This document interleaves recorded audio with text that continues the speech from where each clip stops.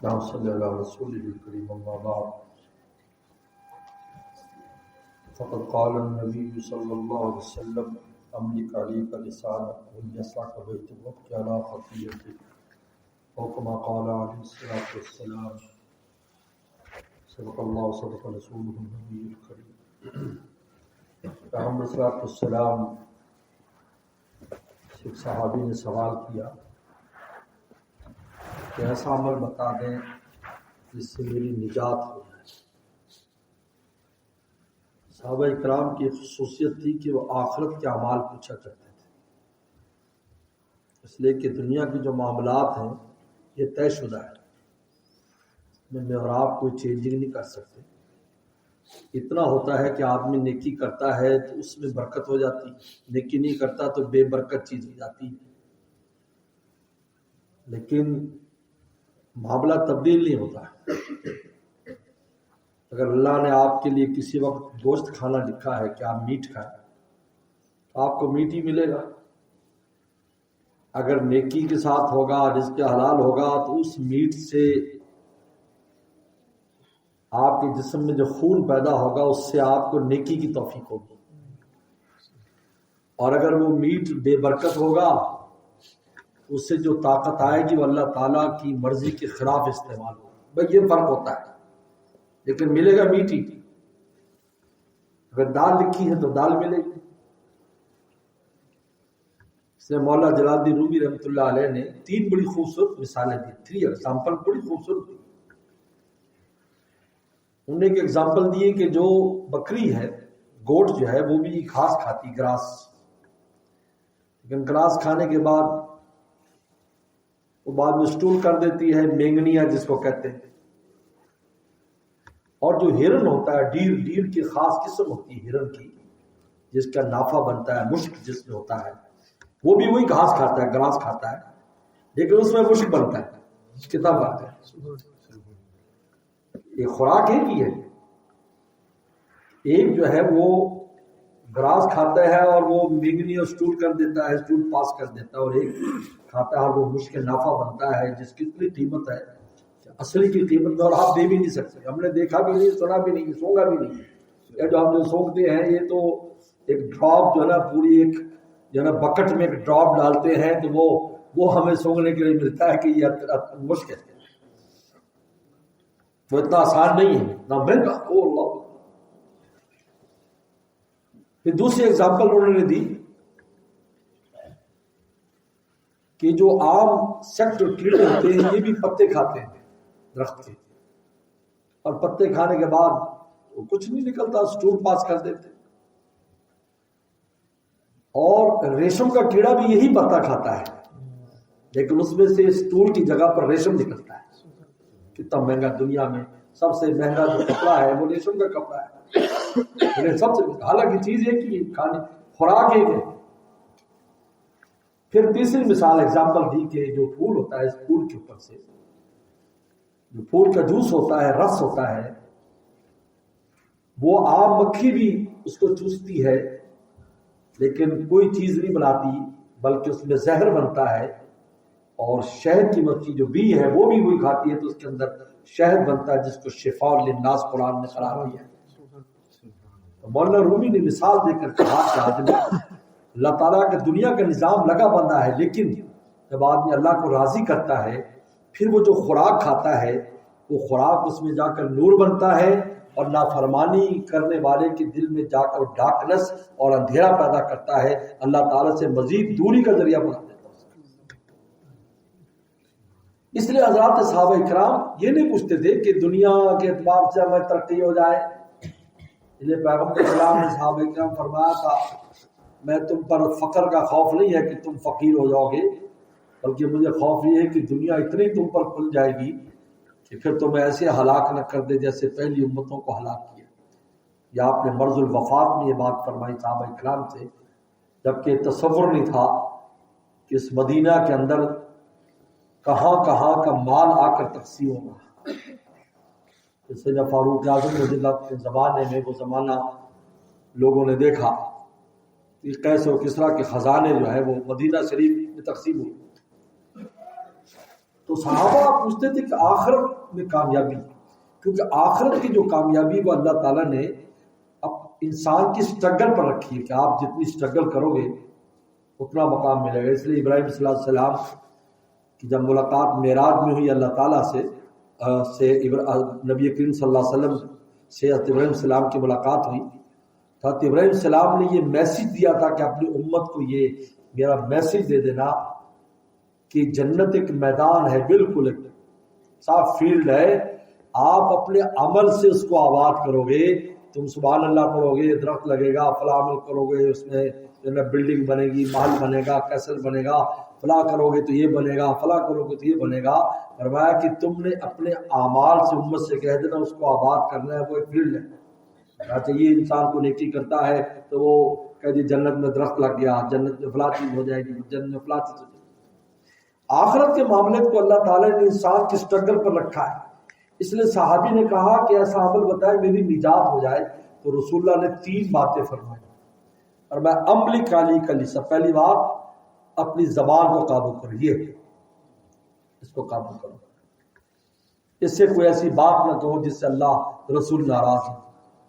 زبان کا دھیان کرو، کہتے پہلے سوچو پھر بولو، پہلے تولو پھر بولو، زبان کا خیال کرو۔ اور خاص طور پر ایک بات میں سب دوستوں سے کہتا ہوں اور ایڈوائز کرتا ہوں، دعویٰ کبھی نہ کرے، دعویٰ بہت خطرناک ہے۔ ہم دعویٰ نہیں کر سکتے، لوگ دعویٰ کرتے ہیں میں ایسے کر دوں گا، میں ویسے کر دوں گا، میں دعویٰ نہیں کر سکتے، دعویٰ نہیں کرنا چاہیے۔ حضرت عبداللہ بن مسعود رضی اللہ عنہ فرماتے ہیں کہ یہ جو دعویٰ ہے یہ ایک ایسی مصیبت ہے کہ اسی وقت اس زبان کے ساتھ بلا لگی ہوتی ہے کہ جو ہی دعویٰ کرے گا فوراً مصیبت اس پر نازل ہو جائے گی۔ فرعون نے 400 سال 400 ایئرس بچوں کو اس نے ذبح کیا، سب کچھ کیا، لیکن جس دن کا نا انا ربکم الاعلی، میں تمہارا بڑا رب ہوں، یہ دعویٰ کیا نا، اللہ نے اس کے کچھ دن کے بعد اس کو غرق کر دیا، دریا کلزم میں غرق کر دیا۔ نمرود کی پوری دنیا پر حکومت تھی، پوری دنیا کا کنگ تھا نمرود، لیکن جس دن اس نے دعویٰ کیا کہ میں بھی جلاد، میں جو ہے وہ پیدا کرتا ہوں، مارتا ہوں، میں یہ کرتا ہوں، میں وہ کرتا ہوں، اللہ نے ایک چھوٹے سے مچھر کو مسلط کر دیا جو اس کی موت کا ذریعہ بنا، جوتے مار مار کے اس کے سر پر اس کی موت آئی۔ دعویٰ خطرناک ہے، دعویٰ نہیں کرنا چاہیے، میں یہ کر سکتا سب اللہ تعالیٰ۔ دیکھیں وہ عیسیٰ علیہ السلام کو دیکھیں، اور عیسیٰ علیہ السلام کے جو معجزات ہیں بڑے عجیب و غریب معجزات ہیں کہ بالکل مردے کو زندہ کر رہے ہیں، بالکل مردہ ہے زندہ کر رہے ہیں، کھڑا ہو جائے، چڑیا کو بناتے ہیں مٹی کا اور پھونک مارتے اڑنے لگتی، مادر ذات آتا ہے بالکل بچپن سے اندر سے ہاتھ پھیرتے تو دیکھنے لگ جاتا ہے، بیمار کو ہاتھ لگاتے ہیں صحت مند ہو جاتا ہے۔ لیکن قرآن میں جہاں پڑھو گے وہ ساتھ کہیں گے بِإِذْنِ اللَّهِ، کہ میں اللہ نے مجھے اگر یہ دیا ہے کہ میں مردہ کو زندہ کرتا ہوں، یا میں اندھے کو بینا کر دیتا ہوں، یا میں جو نا وہ چڑیا بنا کر اس کو پھونک مار اڑنے لگتی ہے، فرمایا کہ بِإِذْنِ اللَّهِ، یہ اللہ کے حکم سے ہے، میرا کوئی کمال نہیں۔ یہ بندگی ہے، ہمیں اللہ نے جو بھی سکل رکھا ہے، ہر انسان نے بڑے سکل رکھے ہیں، انسان کو تو بنایا جی، کوئی بھی سکل ہے کسی طرح کا بھی، دین یا دنیاوی، ہمارا کمال نہیں ہے، ان کا کمال ہے۔ میں ایک مثال دیا کرتا ہوں، ایگزامپل، وہاں پنجاب میں، چونکہ پنجاب سے میرا تعلق ہے، میں ایک ایگزامپل دیتا ہوں کہ ہمارے جو کسان فارمر ہوتے ہیں، یہ فارمر گائے بھینس کا جو سٹول ہوتا ہے جس کو پنجابی زبان میں آلی کہتے ہیں، وہ کھیت میں ڈالتے ہیں، کھیت میں ڈالتے ہیں تو بہت اچھی گندم، بہت اچھے چاول، اور آپ کو پتا ہے پھولوں کا بھی کھیت ہوتا ہے، پھولوں کو بھی کھیت ہوتا ہے، پھول بھی اگائے جاتے ہیں، اس کے اندر آپ ڈالتے ہیں تو بہت اچھے پھول پیدا ہوتے ہیں۔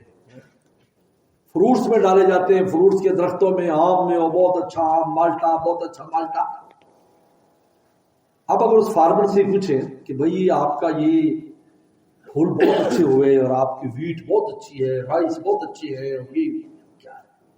وہ کہا جی میں نے وہ اس میں آلی ڈالی تھی گائے بھینس کا، جو میں نے گوبر ڈالا تھا تو اس سے ایسا ہوا. تو ہم اسے پوچھیں گے کہ آپ نے جو میٹیریل ڈالا ہے وہ تو گندا ہے، اس میٹیریل میں تو سمیل آتی تھی، یہ پھول میں خوشبو آ رہی، گندم میں خوشبو آ رہی، چاول میں خوشبو آ رہی، آم کی اتنی زبردست خوشبو آ رہی، یہ آپ نے کیسے کیا ہے؟ تو کیا جواب دے گا؟ وہ یہی کہے گا کہ اللہ تعالیٰ کے حکم سے ہوا ہے، یہ اللہ کا کمال ہے، ہمارا کیا کمال ہے، ہم نے تو نجس چیز ڈالی تھی، پلیت چیز ڈالی تھی ہم نے، اور اللہ تعالیٰ نے اس سے ایسی خوبصورت چیزیں پیدا کر دی. تو اللہ تعالیٰ فرمائے من نطفۃ امشاج، ہم نے اس انسان کو پیدا کیا 2 گندے پانیوں سے، یہ ہمارا میٹیریل ہے. اور پھر یہ انسان حاجی صاحب، حافظ صاحب، قاری صاحب، نمازی صاحب، زکوٰۃ دینے والا، سخی صاحب، شہید صاحب، پتہ نہیں کیا کیا کمالات کی پگڑیاں اس کے سر کے اوپر ہیں. تو آپ بتائیے میٹیریل کیا ہے اور کمالات کیسے ہیں؟ تو کیا کہا جائے گا یہ سب ان کی عطا ہے، میرا کوئی کمال. یہ نقطہ اگر سمجھ میں آ جائے، خدا سے دوری نہ ہو، خدا سے دوری ہم خود پیدا کرتے ہیں. کوئی سکلز میرا آپ کسی کے پاس بھی ہے، ہمارا کمال، ہمارا تو میٹیریل ہی نہیں ہے. اب بتائیے دنیا میں میٹیریل ناقص ہو، آپ اس کی اچھی بلڈنگ بنا لے کبھی نہیں بنتی. ناقص میٹیریل کا کپڑا بنایا تو اچھا کپڑا بن جائے گا، لیکن جہاں میٹیریل فرماتے ہیں من نطفۃ امشاج، اور پھر کمالات ایسے اس میں رکھ دیے کہ فرشتے بھی حیران ہو جاتے ہیں کہ یار یہ کیا مخلوق ہے، بھائی ہم سے بھی آگے نکل گئی، یہ کیا مخلوق ہے، کیا مخلوق ہے. اللہ رسول کے نام پر ایسی فدا ہے، یہ کیسے مخلوق ہے؟ معلوم ہوا کہ یہ وہاں سے کمالات عطا ہوتے ہیں. اس لیے بندوں کو عمل کا، لیکن زبان کو سنبھالو، کوئی دعویٰ نہ کرو اس سے، عزت ساری کی بات کرو. ول جیسا کا بھائی تو فرمایا تیرا دل، تیرا گھر وسیع ہو جائے. گھر وسیع ہونے کا معنی کیا لکھا ہے محدثین نے؟ کہ دل میں نور ہونا چاہیے. دل میں نور پیدا کر، جب انسان کے دل میں نور ہو، وہ جہاں بیٹھے گا اس کو وہ جگہ بڑی نظر آئے. آج بڑے بڑے محلات میں دل نہیں لگتا. حضور صلی اللہ علیہ وسلم کا حجرہ مبارک اگر دیکھا جائے، اس کی لمبائی چوڑائی اگر دیکھی جائے، اما عائشہ صدیقہ رضی اللہ عنہا کا حجرہ جہاں پیغمبر سلام آج آرام فرما ہے اور ان کے 2 یار جہاں آرام فرما ہے، وہ اتنا لمبا چوڑا تھا. اما عائشہ صدیقہ رضی اللہ عنہا فرماتی ہے رسول اللہ صلی اللہ علیہ وسلم رات کو جب نماز پڑھتے، جب سجدے میں جاتے تو میرے پاؤں پر ہاتھ مار دیتے تو میں اپنے پاؤں سکیڑ لیتی تو رسول اللہ سجدہ فرماتے. لیکن منبع نور ہے جس سے پورا عالم جا کر آج نور حاصل کر رہا ہے، اور جہاں پر اللہ تعالیٰ بھی درود و سلام بھیج رہے ہیں، فرشتے بھی اور غلام بھی بھیج رہے ہیں. والجسا کا بیتو کا مطلب کیا ہے؟ کہ انسان اپنے دل میں نور پیدا کرے تو اس کا اپنا گھر وسیع ہوگا. کیونکہ جب انسان کے دل میں نور نہیں ہوتا تو گھر کی وسعتیں، زمین کی وسعتیں بھی تنگ ہو جاتی ہیں. باہر نکلے تنگ. تو کہتے فلانے تو پھرتے رہتے ہیں، میں کہ یہ اس لیے نہیں پھرتے، ان کو زیادہ سیر تو اس لیے پھرتے کہ ان کے دل میں تنگی ہے. اگر ان کے دل میں نور ہوتا تو ان کو پھرنے کی ضرورت ہی نہیں ہے، وہ وہیں بیٹھے ہی مولا ہے ان کے پاس. وہ چھوٹی جگہ پر بھی ان کا دل ایسے لگتا. اس لیے مولا روی فرماتے ہیں آج یکے در کنج مسجد مست و شاد، آج یکے در باغ ترش و نامراد. ایک مسجد کے کونے میں مست پڑا ہوا ہے، اور ایک ایسا شخص ہے کہ جو باغ میں اور گلشن میں اور پارک کے اندر اس کا دل نہیں لگ رہا ہے اور پریشان پھرتا ہے.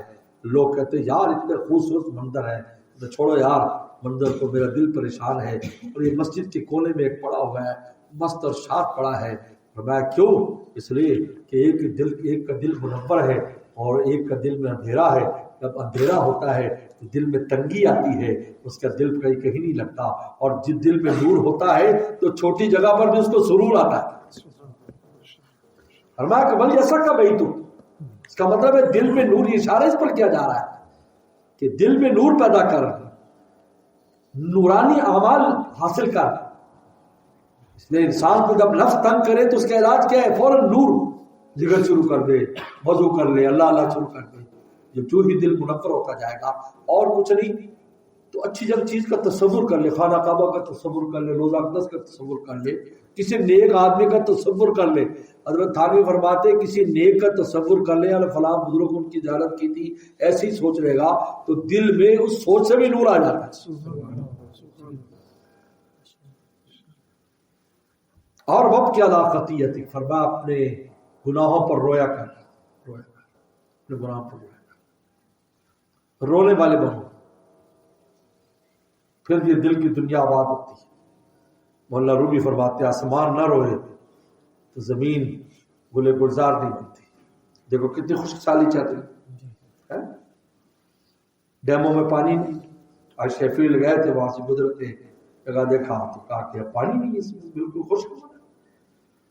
کہتے آسمان روتا ہے, زمین آباد ہوتی ہے, مومن کی آنکھ روتی ہے, دل آباد ہوتا ہے. وقت کے علاوہ خطیت رو اپنے اس پر. رونا نہ ہے تو رونے جیسے منہ بنا لے, اللہ کو بھی پسند ہے. میرے مرشد عارف باللہ شاہ کی مختصر رحمۃ اللہ علیہ, ہمیں 80 کی بات ہے, 1980 میں بنو ریٹارن میں سوتا ہوتا تھا. تو فرمایا کرتے تھے کہ یہ جو جھوٹ موٹ کے آنسو ہے نا, اللہ کو یہ بھی پسند ہے.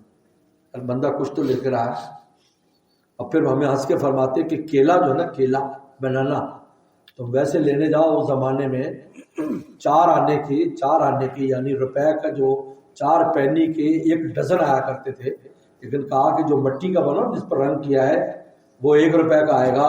اور میں کہ دیکھو نقلی کبھی اصلی سے بھی آگے چلتا ہے. لہذا نقل کرنے والے سمجھے یار میرے پر نقلی مال ہے, اس لیے کہ اس کی عطا ہے, وہ نقلی پر اصلی کا بھاؤ لگا دے, اس سے زیادہ دے دے, تو اللہ تعالیٰ کے لیے کیا کرنا ہے. باب کیا لاخطیت تھی, اپنے گناہوں پر رو نہ سکے, رونے جیسا منہ بنا لے. علم تب کو فتبا کو, رو نہیں سکتے تو رونے والا تو منہ بنا لے. 3 نصیحتیں. زبان کو سنبھالے, دعویٰ نہ کرے, اس سے کوئی ایسی بات مجھے اللہ سے ناراض کرے. اور دل میں نور پیدا کرے, دل کو نورانی کرے, نورانی اعمال کرے. مولانا رومی نے نفس کی شرارت کا علاج بتایا ہے. کس نے کہا حضرت نفس قابو بہت تنگ کرتا ہے. نار شہ بچے کشت, یہ آگ کیسے بجھاؤں میں شہ بچے, اور میں نور خدا پیدا کر, آگ بجھ جائے گی. جس طرح ابراہیم السلام کے نور سے نمرود کی آگ بجھ گئی, یہ تیری شہبت کی آگ بھی بجھ جائے گی. اور وقت کی علاقہ کیا رویا کرے, اللہ کے سامنے رونے والی شکل ہی بنا. حکیم البتھانوی فرماتے رحمۃ اللہ علیہ, بستر پر بیٹھ جائے, یا اللہ جو اس دن بھر وہ معاف کر دے, رونے والی شکل ہی بنا لے. اور میں اگر موت واقع ہو گئی اگلے دن, مثلا موت تو آ نہیں کسی دن, تو پچھلا کھاتا تو نہیں ہوگا نا, 1 آدھے دن کا حساب ہے, پچھلا تو صاف ہو گیا. روزانہ کی صفائی روزانہ کر. وقت کی علاقتیت اپنے گناہوں پر روئے. اس لیے گناہوں سے بچنے کا طریقہ بھی گناہوں پر رونا ہے. یہ عجیب ہے, وہ انسان جب روتا ہے تو اس پر رحمت حق متوجہ ہوتی ہے. نفس کا علاج ہے الا ما رحم ربی, جس وقت خدا کی رحمت ہو تو نفس سے ہمارا نقصان نہیں پہنچاتا. اور وہ کب متوجہ ہوتا ہے رحمت, جب زاری کرتے ہیں. رحمت آیت سوئے زاری, اپنے فرماتے مولا رومی کہ جب زاری کرتا ہے تو رحمت اس کی طرف آتی ہے جس طرح نچان کی طرف پانی آتا ہے. رحمت بھی ایک پانی ہے, اس لیے رحمت باران رحمت کو رحمت کہتے ہیں نا, بارش کو, یہ رحمت بھی ایک پانی کو متوجہ ہوتی ہے کدھر, نچان کی طرف. مولا رومی سے کسی نے کہا کہ بھائی اللہ والوں سے انسان دور ہے, دور اللہ والے سے کیا کریں, ان کا فیض کیسے ملے گا. پر میں نچان میں چلے جاؤ, وہیں لے لو, اب بیٹھے وہیں پہنچ جائے گا. اب ایسے کرنی رضی اللہ تعالی رحمۃ اللہ علیہ کتنے دور تھے حضور صلی اللہ علیہ وسلم سے, پیغمبر صاحب مدینہ شریف میں فرمایا انی لا یجری الرحمن من قبل قلب کی جانب سے مجھے اللہ کی خوشبو آتی ہے. دیکھو وہی پھیل چلا گیا. کہاں چلا گیا؟